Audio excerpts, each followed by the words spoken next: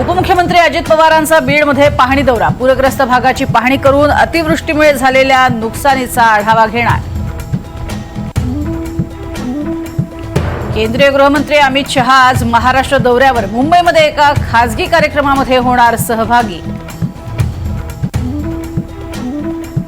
उद्धव ठाकरे आज मराठवाडा दौऱ्यावर। धाराशिव, बीड, जालना, संभाजीनगरमधील अतिवृष्टीची पाहणी करणार।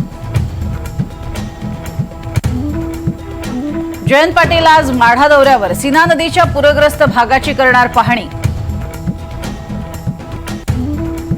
महाराष्ट्र काँग्रेस प्रदेशाध्यक्ष हर्षवर्धन सपकाळ छत्रपती संभाजीनगर आणि जालना जिल्ह्याच्या दौऱ्यावर।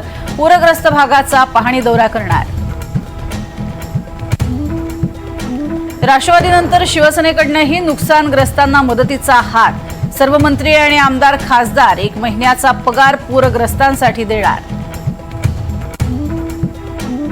हैदराबाद गॅझेटनुसार मराठा समाजाला कुणबी प्रमाणपत्र देण्याविरोधातील याचिकेवर आज सुनावणी।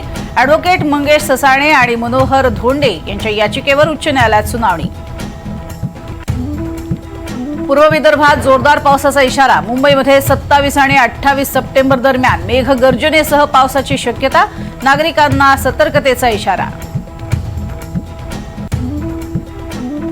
लडाखला पूर्ण राज्याचा दर्जा देण्यासाठी सुरू असलेल्या आंदोलनाला हिंसक वळण। जमावानं भाजप कार्यालय पेटवलं। 4 जणांचा मृत्यू, 70 जण जखमी।